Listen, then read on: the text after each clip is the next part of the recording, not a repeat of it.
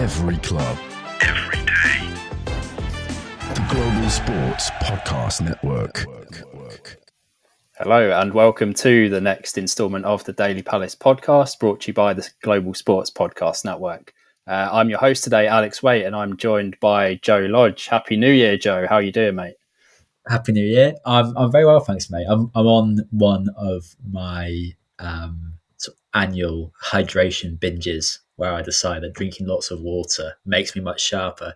So it may make me much sharper today that I've had about 4 litres of water, but it may I sprint to the toilet in one of the ad breaks. We'll see. We'll see how it goes. Well, after that, I'm looking very much forward to some very intellectual responses that are frequently interrupted. But we'll see how we get on. Like classic New Year's resolutions. That's nice, mate. Hopefully you can carry it on and be the most hydrated man in the UK come December. Right, so today we're going to have a start off by looking at Palace's form, which has obviously picked up massively recently.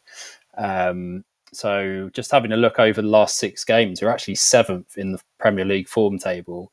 So we're up there with the big boys at the moment. And if we started the season in that way, we might have been knocking on the European door. Sadly, we're not. We're still 15th, but 5 points clear of the relegation zone, which, a couple of months ago, you would have bitten your hand off to be in that position. So it is good. So, Joe, I just want to start by asking you, is this form, well, we've had 3 draws, 2 wins and 1 loss from our last 6. Draws against Chelsea and Man City and Bournemouth, very good teams. Wins against Southampton. Is this kind of form sustainable for the rest of the season, do you think? I think broadly, 7th in the form table might be a bit of a stretch going through for the rest of the year. But I've kind of looked at the rate at which Palace have picked up points since, again, that big turning point in the season for me against Spurs, which was, I think, 12 games ago now. So that's quite a long sample period. And in that time, you're looking at, again, a similar kind of rate of a lot of draws, a few wins, a few losses. I think in that period, if I've done my maths right, Palace are averaging something in the region of like 1.56 or something like that points a game, which is really, really not bad. And I think the nature of those performances makes me think, it is sustainable. Sustainability has always been the focus for the club. Ironic that a team named Crystal Palace should focus so much on sustainability. But the way they've played is kind of, I think they've got the points through solid structure, a kind of settled back line, and a kind of a reliable, if sometimes uninspired, attacking game plan. And I don't think really, since they settled into that more pragmatic style again, any team bar, I guess, Arsenal has made easy going of a game against Palace. Played teams with lots of different styles. No one's really found it easy. It's quite simple, solid defence, fast counter-attacks. It's not reinventing the wheel, but it is quite a difficult thing to clearly, to easily kind of overcome and counteract. There's one element to which Palace could even get better from this point, because there are a few factors. I think the defence are still improving. They're very good, but they're still prone to, we saw against Chelsea, occasional lapses of concentration and small misunderstandings. And I think kind of every week they're getting closer to ironing those out. And if they do, they become even more solid and we start seeing them rack up the clean sheets. I think that could be a feature for the next part of the season. And then there's Eze, looks like he's getting back into some form. We may see Adam Wharton play again at some point this season. Fingers crossed. Okay, still assuming we will at some point for now. So yeah, there's plenty of reasons why it could get better. The obvious caveat is that list's all been built on a really settled 11 that if you take almost any of them out of a long-term injury, I think Palace lose something quite significant. I'd worry about the attack without all three of Sarr's pace, Mateta's hold-up play, Eze's creativity. I wouldn't want to lose any of the back three. I think when one of them's not available, Palace do look less solid, and the understanding doesn't look as good between them. Will Hughes, is suddenly the 17-year-old that Barcelona was sniffing around has woken up, having sleepwalked through most of a professional career, and is playing amazingly. And so I wouldn't want to lose him for the creativity. And first and foremost, the wing backs are so important in this role, and they really don't have the backup. If one of them goes, Palace lose a lot of their drive and dynamism, and the whole team just doesn't function in the same way. So I think it's sustainable with reinforcements. Long story short, probably where do I see Palace at the end of the season? If they carry on scoring points at this rate, they're looking about 46 in total, if my maths is right. As Palace fans know well, that gets you anywhere from 13th to 11th. So I think that could be territory where, they could be. The promised land for Palace fans, that is 15th to 11th. That's where we want to be. It's comfortable. It's comfortable. It does feel very settled at the moment. You're absolutely right. It's Glasner's got a tune out of the team, which we struggled to see at the beginning of the season. We were questioning what he was doing, whether he needed to change it, but he hasn't. He's changed his approach somewhat, but he hasn't changed the system really, or the positional starting positions of the players. I think the wing backs are an interesting observation in particular because Mitchell and his contract situation is giving me heart palpitations on a daily basis, because without him, we've got Jeffrey Schlupp or Joel Ward and a couple of young players who could fill in. But Mitchell's a great player. I've said it before on the pod, I'm a massive fan. He's an unsung hero, just does his job. A couple of the goals recently have come actually down from Munoz's side, which doesn't surprise me the way that he plays. But if we can iron out those gaps that you mentioned, I'd happily go for a 10th and upwards. But as you said with your points, the maths from your points predictions there, Joe, for 8 to 11th seems more likely. Just a quick response, Joe. Where do you think Palace will finish? You've said your projections 13th to 11th, but where do you, in your heart, where do you think Palace will finish? 12th. Fair enough. You? I'm gonna go one better, 11th. I can't see us breaking into the top half due to our slow start. It's going to cost us. So the talks of Europe are just not going to happen. So on that cheery note, an ad break, and we'll be looking ahead to the future of Mark Gehry in part 2. So stay with us. Here at Global Sports Podcast Network, we spent a lot of time selecting our delivery platform. Zencaster came out the clear winner.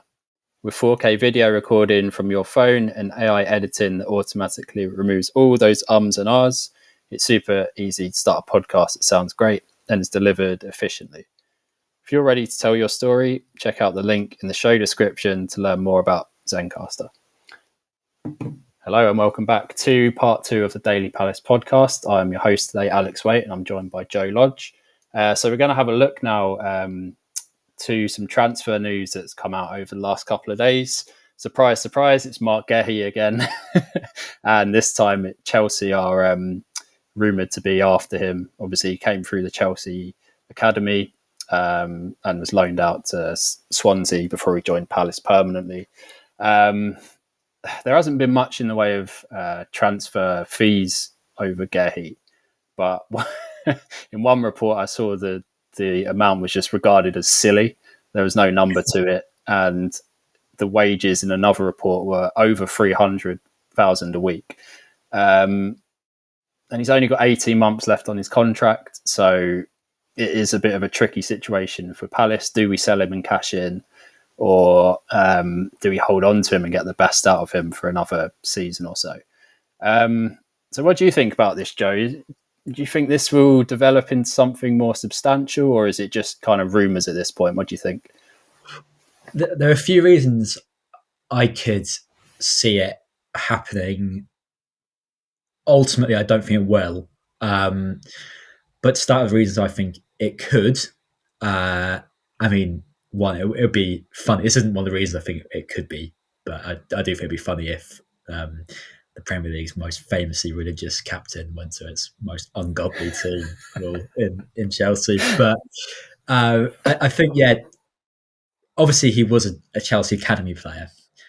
I've seen nothing to suggest that Marc Guehi would be put off a move to Newcastle, his other big potential suitor, by relocating all the way to the northeast, stuff like that. But if that was a factor for him, this wouldn't be a factor for Chelsea. It's not only in the same city, but it's an environment he knows very well. Better even than Palace, maybe, the amount of time he spent as a youth player there. I think centre-back is probably, even though they've got plenty of decent players in that area, it probably is the weakest position on the pitch for Chelsea. It's the one where, post Thiago Silva, I'd say they don't have a really great player or a player that has that much promise of being really great. I think Cole and Fofana are both good. I'm not sure. This could come back to bite me. I'm not sure Colwell's ceiling is kind of really anywhere near as high as Mark Guehi's is, and Fofana probably is quite high, but he's so injury prone, and he hasn't probably this season, despite doing well, considering he'd been out for the best part of 2 years. He's not really looked quite the player he looked at Leicester.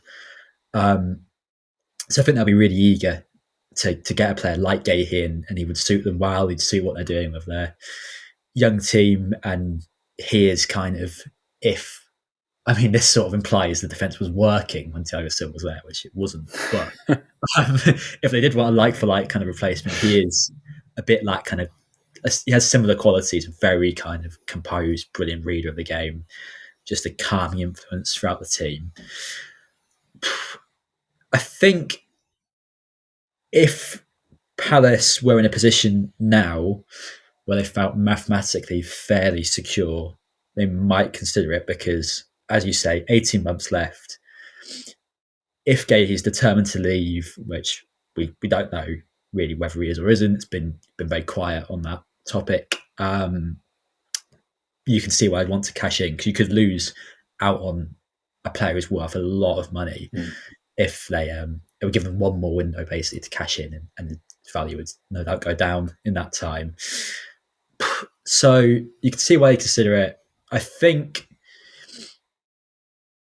being as economically minded as Palace and Steve Parish are, the fact that they are actually not clear of relegation, and likes of Ipswich and Wolves are picking up form, they'll just want to not upset the apple cart, and losing the best defender in a back three that the uptick in form has been built on is probably too much. And I think they would take a depreciation in his value for selling him in the summer over the amount of money you'd lose for being relegated, because relegation is very expensive. I also I'm not sure how much capacity Chelsea have to make the move in January. I find it unclear how much money they have to play with. I think our understanding is they might have to move some people on. They've got more people to move on than any other team in the world, pretty much. But you kind of wonder if there's something in their bid being so kind of incredulously low, as has been reported by the Daily Express. I don't actually know what the bid was, but if that maybe is reflective, they don't have the money at this moment, but they want to kind of slightly unsettle the player and dangle the carrot by making a formal bid and story out of it. I don't know. But yeah, I don't think it'll happen. I don't think it'll happen in January. Could very much see him go in the summer, but I think Palace just aren't safe enough to take the risk of letting him go now. Yeah, I think it'll.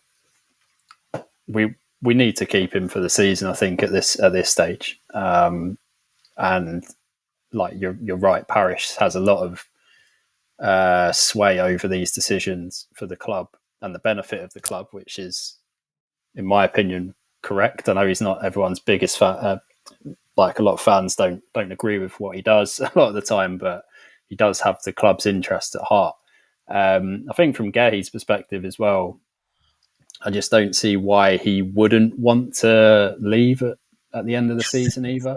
Like it's like I can see halfway Glasner and Parish, saying to him, "Come on, just give us 6 months and make sure we're safe, make sure we're 12th or 11th," and then you can go. I think just because of his experience over the last 12 months of England as well, it's just he has to make that big move. It's not a case of if he'll do it. It's like he has to play at the best of his ability and to get regular England time. It's just, it's a no-brainer really. But yeah, I mean, financially, how much of a hit will it be? Like, who knows? I think as well, we've obviously got Riyadh and Chris Richards, who Glasner can train up in the next 6 months to play alongside Lacroix. So we've got options there, and we can bolster that in the view of like next season. So it's not all like panic stations if Gehry goes at this stage. So yeah, it's not the end of the world. But I think these rumours are inevitable, aren't they? Really, like the transfer window's just opened and it's started up again. It's going to happen. I say I think it is one of the long term. It's one of the better positions for Palace to lose a key player in. I think they kind of, as you say, Riyadh and Richards both reasonable players. So we don't quite know how good Riyadh is, but I think he could be really perfect for that left centre back role. Yeah, it's just I don't know. This stage of the season, yeah. Although like Gehry didn't play against Southampton, and we actually looked quite good. Like there were stages where you didn't even realise he wasn't there, if you know what I mean. So yeah, but I'm not saying that they're better without him. But he's like, I think we're in that period where we're solid and like everyone knows the system and everything. So yeah, fingers crossed. Right, we're going to take one more break and then we're going to come back and discuss some of our favourite Palace January transfers of all time.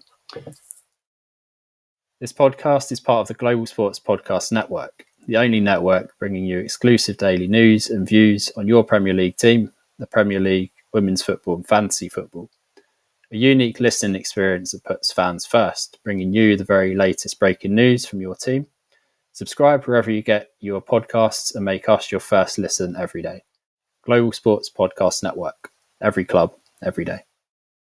Hello and welcome back to part 3 of the Daily Palace podcast. We're going to finish today's episode by just going through some of Palace's our favourite Palace January transfer window signings.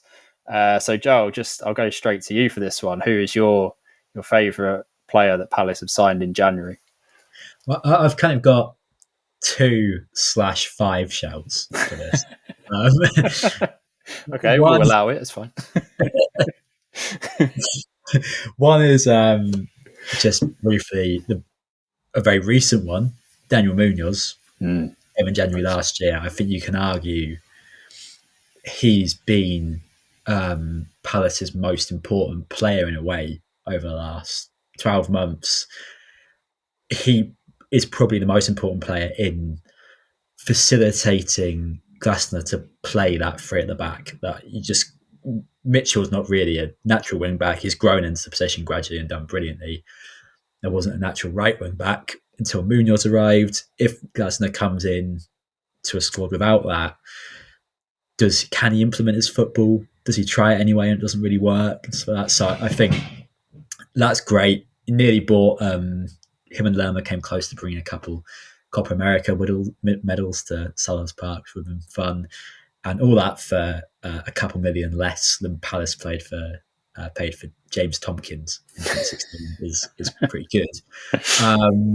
The other one was just, I wasn't aware of this, but I read earlier that deadline day, January 2014, Tony Pulis made Punchin's loan permanent.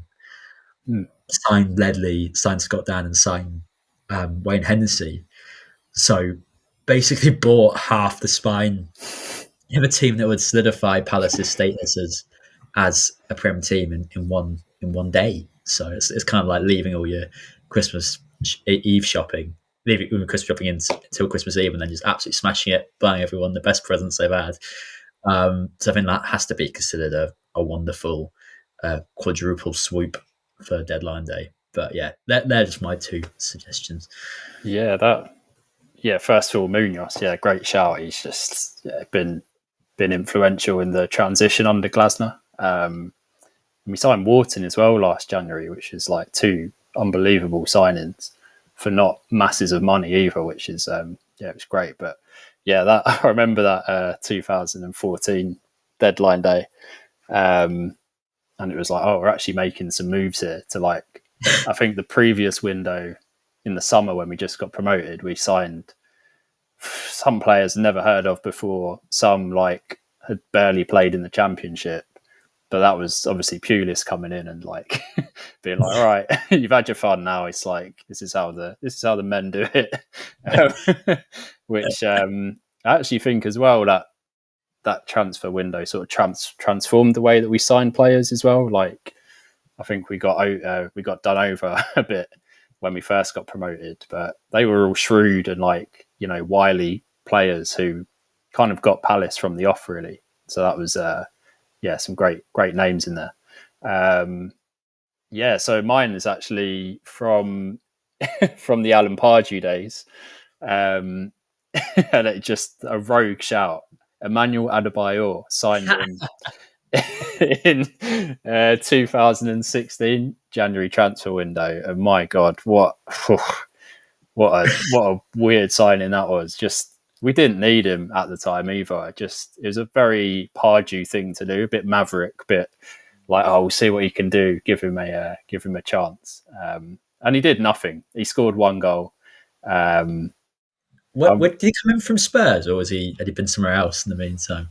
I think he was released from Spurs the previous summer, so he'd had 6 months of no football, and you could tell when he played, he was so bad.